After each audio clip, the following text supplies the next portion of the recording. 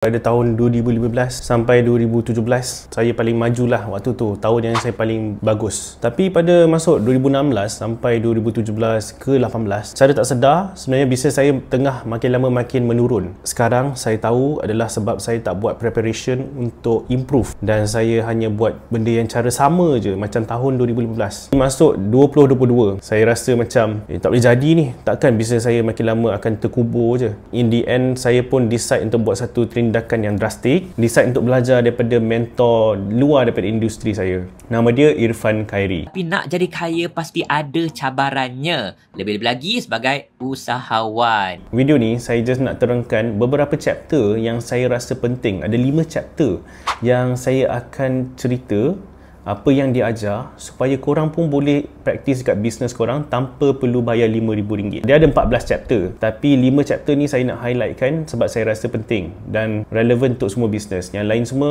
okey, penting juga, tapi bagi saya 5 chapter ni penting. So nombor 1 adalah kena ada website. So dia kata setiap bisnes kena ada website. Website ni adalah sebagai kita punya kedai online yang buka 24 jam sehari, 7 hari seminggu, 356 hari, dan tak payah nak bayar staff pun, kita hanya bayar sewa. Sewa dia murah je, harga RM200 setahun. So saya pun terfikir, lah betul tak? Takkan businesses tak ada website. So sebelum ni saya pernah buat website. Saya dah beli macam-macam domain, dah buat 3-4 website. Tapi saya rasa tak bagus lah. Tapi sebenarnya bila saya dah belajar dengan dia, saya tengok contoh-contoh orang lain buat website dia orang lagi tak cantik daripada website saya. Kat situ saya belajar, dia tak kisah tentang kecantikan website, tapi yang pentingnya kena ada traffic. Dalam model ni juga dia ajar macam nak buat website kita berada di page nombor 1 kat Google. Rahsia dia adalah kita kena list down 20 keyword yang orang akan search bila dia orang nak mencari bisnes kita. Fokus pada 20 keyword ni, terapkan dalam page-page kat website kita. So ni bukan rahsia sangat lah. Dan dia also ajar list down 20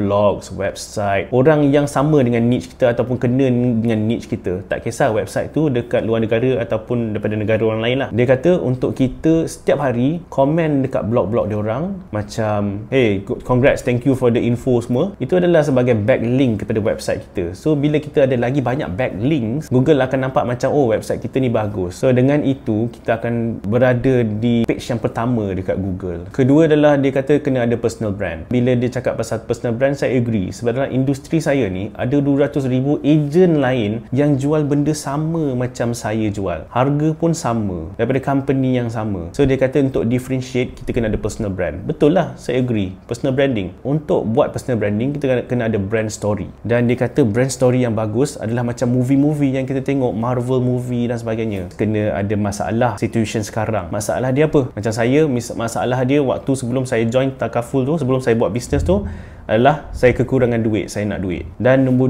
2 adalah ragu-ragu, macam boleh ke saya keluar daripada masalah ni? Macam mana boleh ke saya ada duit pada usia yang muda? Waktu tu saya masih belajar lagi, so saya ragu-ragu. Dan step ketiga adalah saya terjumpa mentor ataupun jalan penyelesaian. So waktu tu saya nak duit, saya nak beli kereta mahal, jadi saya jumpa jalan penyelesaian dia adalah bisnes Takaful, industri Takaful ni. Dan waktu tu saya dapat mentor juga dalam industri Takaful. So itulah jalan penyelesaian dia. Next, mula perjalanan. So saya jadi ejen Takaful di usia yang muda. Waktu tu saya masih lagi belajar first year degree yang pertama. Next, terjumpa dengan musuh ataupun cabaran yang pertama ataupun cabaran utama. Cabaran utama saya waktu tu adalah sebab saya student, saya tak tahu nak approach siapa. Saya tak boleh nak approach siapa lah. Kawan-kawan saya tak kerja lagi dan family member saya, diorang dah ambil. Tapi itu apa yang saya assume lah. Saya assume diorang dah ambil. Jadi saya tak boleh nak approach sesiapa kecuali stranger. So waktu tu saya approach strangers dan waktu tu saya dapat banyak cabaran, iaitu kena tipu, dipermainkan. Maksudnya dia kata nak jumpa dekat certain place, certain time, tapi dia tak muncul.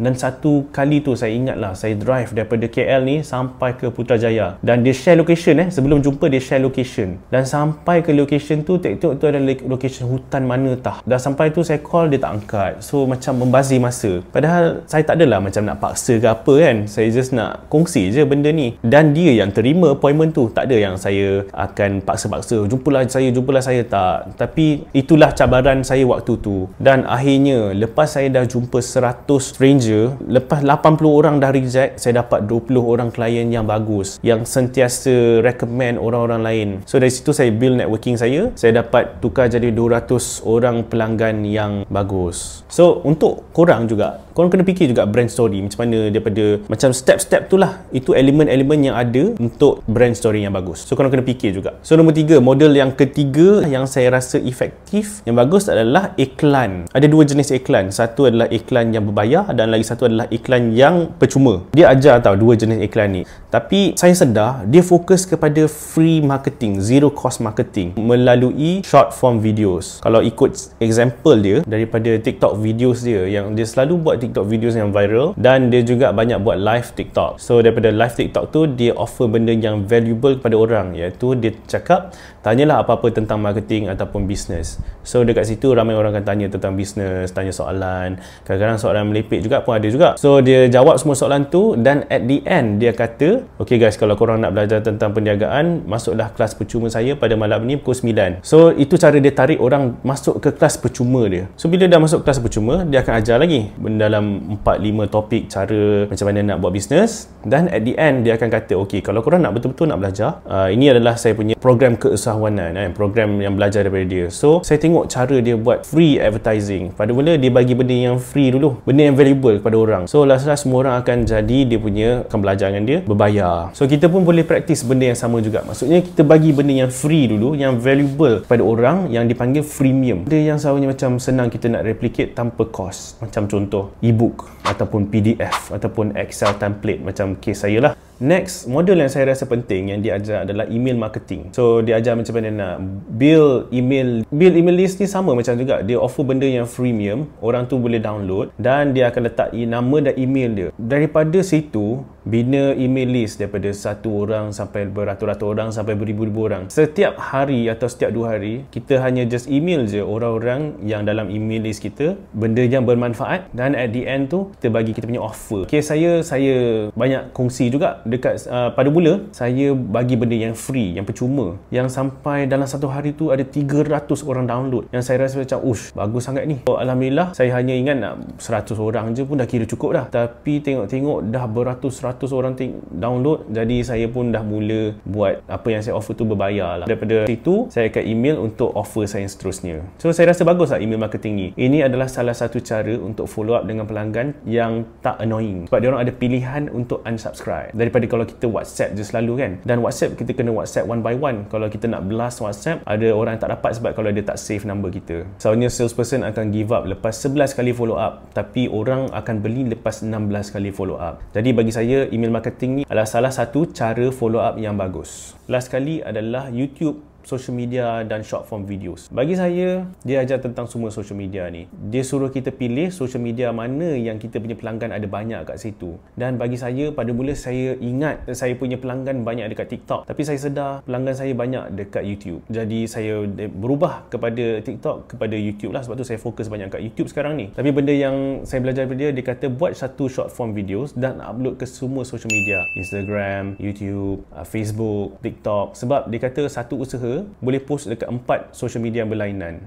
So saya cakap betul juga So saya pun praktis benda tu dan boleh nampak results yang berbeza-beza dekat platform yang lain-lain. Buat je, sebab dah ada video dah kan, post je lah. Dan dia kata reply sebanyak comments, build community, bina relationship dengan pelanggan. Dan last sekali tentang buat video ni, saya dapat tahu yang sebenarnya tak perlu pun equipment yang mahal-mahal. Boleh guna phone yang apa yang kita ada sekarang, mikrofon yang murah RM8 beli kat Shopee, dan ring light tu pun dah cukup dah. Apa yang saya belajar daripada program ni personally adalah kita tak semestinya kena rely kepada satu source of income sahaja. Tapi maksudnya bukan banyak-banyak bisnes. Dia sendiri kata kalau kita nak buat bisnes baru, make sure bisnes yang ada utama ni dah income at least RM20,000 ke atas, dan ataupun dah jadi automatic, baru boleh start bisnes yang lain-lain. Dia kata dalam satu bisnes tu tak semestinya satu source je, boleh dapat beberapa source daripada satu bisnes tu. Link video yang sebelum ni saya akan explain macam mana saya dapat beberapa source of income daripada bisnes yang saya ada sekarang ni. So tengoklah video ni. Dan seterusnya adalah free marketing. So saya nak fokus pada free marketing sebab sebelum ni saya pernah buat